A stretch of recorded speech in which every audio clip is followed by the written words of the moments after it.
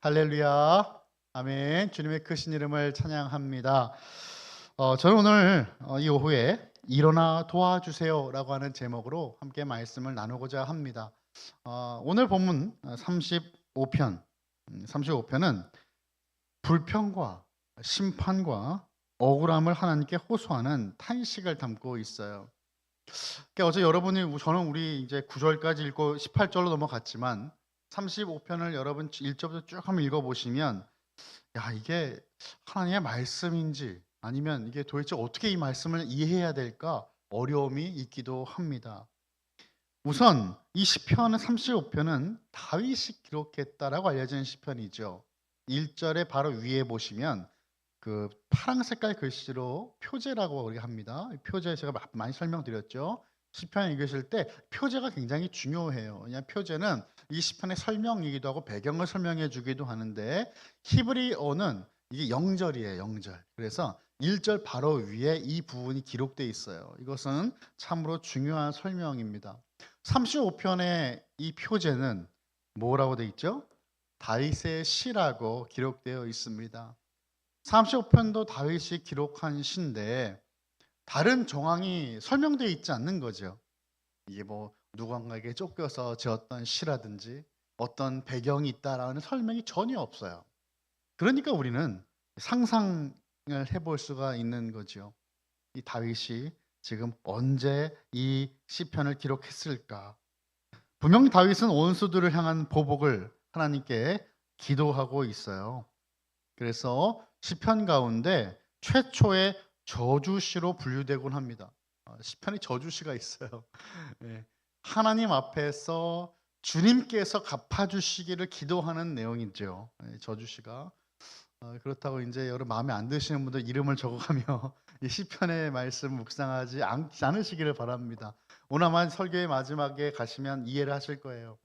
이만큼 다윗은 하나님께 솔직했구나. 예. 우리 다른 사람들에게 막 다른 사람의 욕을 할 때가 있어요.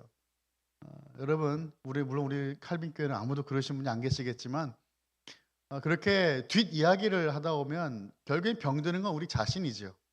내 마음이 힘들고 결국에는 기쁨이 사라지고 또한 좋게 보여야 될 그 상대방은 더 안 좋게 보여질 수밖에 없는 것이 사실은 이 뒷 이야기 아니겠습니까? 다윗은 뒷 이야기하지 않고 하나님께 기도하는 거예요. 하나님께. 전체 28절 가운데 오늘 본문 1절부터 18절까지는 이 지금 어떤 이유인지는 모르나 이 다윗을 박해하는 자의 불의함을 하나님께 호소하는 거죠. 그래서 이제 시편 35편의 그 첫 번째 시작을 이렇게 보시면 물론 우리가 이게 다윗에게 혹시 쫓겼을 때 그가 도망자로 살 때 기록된 시편일까 상상할 수도 있고 아니면 뭐 구체적인 상황이 말씀드린 것처럼 나와 있지 않기 때문에 그 시대를 막론하고 어떤 누구든지 이 하나님 앞에서 어려움을 당하는 이들이 하나님께 기도하며 자신의 상황을 호소할 수 있는 그런 말씀이 바로 시편 35편입니다. 다윗은 모든 것을 정확하게 알고 계시는 하나님을 의지합니다. 도움을 청하는 거예요. 사랑하는 성도 여러분, 여러분의 삶 가운데 혹시 문제가 생기고 어려움이 생겼을 때 여러분은 가장 먼저 어떤 행동을 하실까요? 저도 오늘 이 말씀 묵상하면서 좀 그런 생각을 좀 해보았습니다. 나는 과연 힘들 때 어떤 행동을 먼저 할까? 바로 전화기를 열고, 그죠? 누구가 나에게 도움이 될 수 있을지를 찾고 계시나요? 아니면 내 이 답답함을 얘기해 줄 수 있는 누군가를 찾고 계십니까? 다윗은 그렇게 하지 않았다라는 거예요. 그게 중요합니다. 그게 포인트예요. 다윗은 바로 하나님께 무릎을 꿇고 그 내용이 정말로 이게 말씀인가 아닌가 이게 정말 헷갈릴 정도의 저주와 비슷한 그런 기도를 쏟아내는데 그 대상이 누구에게 한다고요? 하나님께 이 모든 기도를 드린다라는 것이죠. 여러분의 삶 가운데 어려움이 찾아올 때에 누군가가 여러분을 이유 없이 괴롭히고 힘들게 할 때에 다른 일을 찾지 말고 무릎을 꿇고 오직 하나님만을 의지하여 하나님께 간구할 수 있는 저와 여러분 되시기를 간절히 축원합니다. 1절을 보시면 이렇게 말씀이 시작되는 거죠. 여호와여 나와 다투는 자와 다투시고 나와 싸우는 자와 싸우소서라고 말씀을 합니다. 갑자기 그죠? 이게 당황스러운 말씀인 게 사실인 게 여호와여 나와 나의 대적과 싸우십시오라고 한 거잖아요. 그런데 이제 히브리어로 성경을 보면 히브리어의 문장 배열은요. 동사가 맨 처음에 나와요. 그러니까 싸우십시오가 먼저 나오는 거예요. 싸우십시오. 근데 뒤로 넘어가면 또 뭐가 나오죠? 다투시고 싸우셨었지만 사실 비슷한 내용이니까 다투시고 나와 싸우는 자와 싸우소서라고 지금 비슷한 이 문맥의 동사가 두 번이 반복이 되는 것이죠. 먼저 쓰인 다투시고라고 하는 말은 이제 법적인 다툼을 의미하는 단어예요. 그리고 두 번째 싸우소서에 쓰인 단어는 정말 말 그대로 전투 상황을 우리에게 보여주는 단어입니다. 다투다, 싸우다 이 단어들을 함께 사용한 것을 보면 분명 다윗은 현재 어려운 어떤 전쟁 상황 속에서 분쟁에 지금 가운데 있다라는 것을 우리가 상상해 볼 수가 있어요. 그러니까 다윗은 아주 개인적인 원한으로 자신을 위해 당당하게 하나님 앞에 나를 위해 싸워주세요라고 기도하는 것이 아니고 그 한 나라의 수장으로서 아니면 한 정말 그를 지지하는 사람들의 대표자로서 하나님 앞에 기도하고 있다라는 것을 우리는 이해할 수가 있어요. 이제 다윗의 요청은 좀 더 구체적으로 바뀌는데 2절을 보시면 방패와 손방패를 잡으시고 일어나 나를 도우소서라고 말씀합니다. 저는 이 말씀이 굉장히 인상적이었습니다. 왜냐하면은 지금 방패와 손방패는 사실은 뭐 종류가 뭐 다른 방패다라는 주석들이 있는데 중요한 것은 방패의 종류가 중요한 게 아니라 하나님께서 그 방패를 친히 잡으시고 지금 일어나셔서 나를 도와달라라고 하는 구체적인 기도예요. 분명히 공격이 있었을 겁니다. 그러니까 방패를 들어주시고라고 말씀한 거예요. 이 방패는 보호지요. 하나님 아니면 뭐 저는 지금 방패 들 힘도 없으니 주님께서 방패를 친히 들어주시고 그리고 일어나셔서 나를 도와주십시오라고 기도하는 것일 겁니다. 이 도움이라고 하는 것, 도움. 하나님 앞에서 우리가 도움을 많이 간구하지 않습니까? 근데 우리가 알다시피 사람이 나를 도와줘 봤자 한계가 있죠. 한계가 있어요. 하나님 우리를 도우셔야 우리가 승리할 수 있다라는 것입니다. 이것을 꼭 기억하시길 바래요. 일어나 나를 도와주소서. 우리의 도움은 하나님밖에 없죠. 눈을 들어 산을 보고 나의 도움이 어디서 올까? 결국 하나님, 그분이 나를 지으신 분 하나님께서 우리를 도우시는 참 하나님이십니다. 제가 사실 설교를 좀 많이 준비를 더 했는데 굉장히 이 날씨 좋은 오후에 따분한 강의가 될 것 같아요.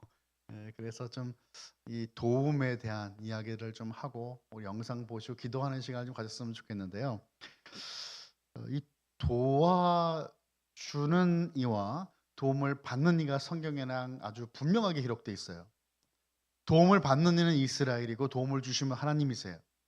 그런데 이스라엘이 언제마다 넘어지냐 하면은 도움을 받아야 되는 하나님을 향하지 않을 때 넘어지는 것입니다. 그럼 이걸 다시 우리의 삶에 적용해 보면 어떨까요? 도움을 주시면 하나님이신데 내가 도움의 대상을 다른 것을 향할 때마다 그 대상은 우상이 된다는 것을 꼭 기억하시길 바랍니다. 하나님만이 이스라엘을 도우시는 하나님이세요. 할렐루야. 이 사실을 분명히 알았던 사람들이 있었어요. 예수님이 나의 구원자라는 사실을 분명히 알고 다른 이로서는 할 수 없고 예수님만 나의 병을 낫게 하실 수 있다라고 믿었던 사람들이 있었어요. 복음서를 읽어보면 수많은 사람이 나오지 않습니까? 우리가 이제 영상을 볼 텐데 중풍병자가 그중 한 사람이었죠. 그는 어떤 이유인지는 알 수 없어요. 근데 일어나서 걷지도 못하고 아무것도 못하는 겁니다. 결국엔 그의 친구들이 그를 침상에 눕혀서 그를 예수님께 데리고 와요. 이 말씀이 여러분 그냥 잘 이렇게 그려지지 않으시죠? 예수님 주변에 수많은 사람들이 있어요. 그런데 나는 예수님 만나야 되겠거든요.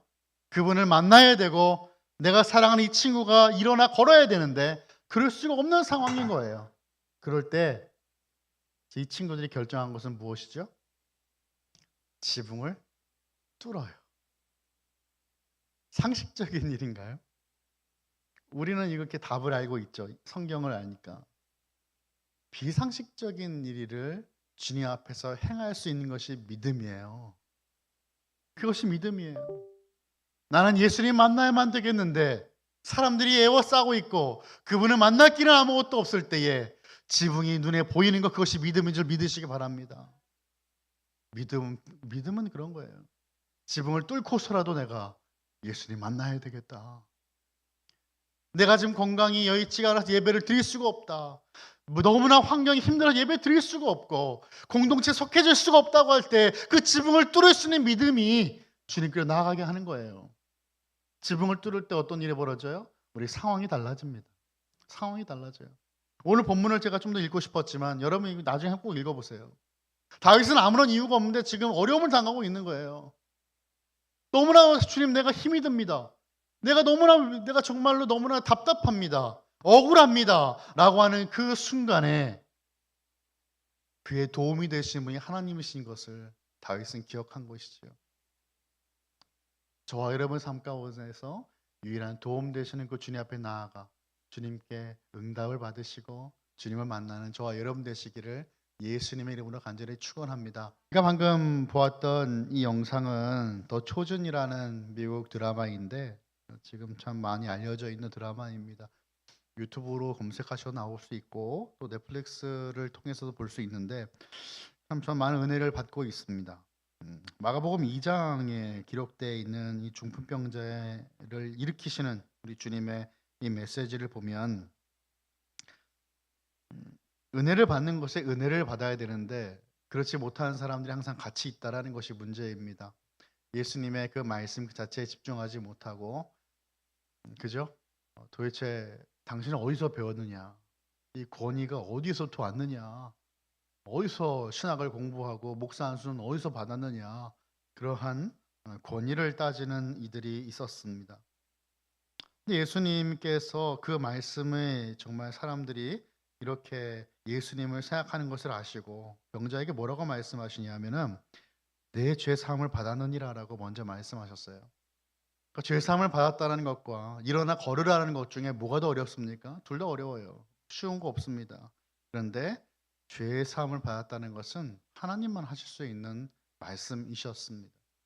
그래서 예수님은 알리신 거죠. 바로 메시아가 누구인가를 알리신 겁니다. 결국에는 중풍병자는 일어났고 예수님 말씀하세요.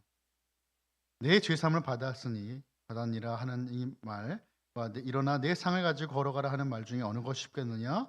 그러나 인자가 땅에서 죄를 사하는 권세가 있는 줄 너희로 알게 하려 하노라. 내가 내게 이르노니 일어나 내 상을 가지고 집으로 가라 말씀하십니다. 상을 가지고 집에 가라라는 말은 어떤 의미가 있을까요? 이제는 그 상이 필요 없다라는 겁니다.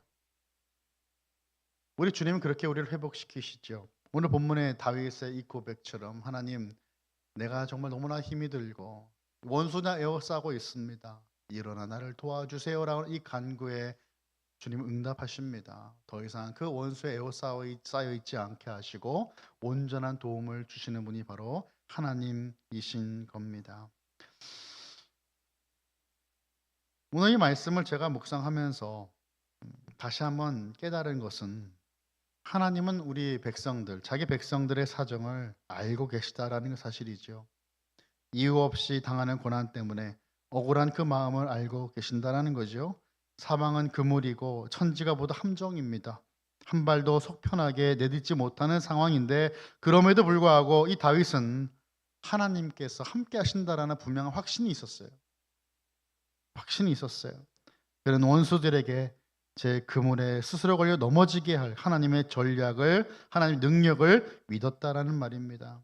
알지 못하는 것을 캐묻는 그 원수에게 그가 모르는 사이에 멸망이 임하게 하시고 하나님을 믿었어요. 수치를 안겨주고 또한 바람 앞에 나는 겨와 같이 하실 하나님을 믿었다는 말이에요. 오늘 본문 물론 제가 다 다루지는 않았지만 5절에 보면 이렇게 말씀되어 있거든요. 그들을 바람 앞에 겨와 같게 하시고라고 말씀해요. 뭐 날리는 벼하면 또 떠오르는 이미지 있지 않으십니까? 바로 시편 1편의 이미지죠. 복 있는 자와 그렇지 않은 악인들의 비유가 등장하지 않습니까?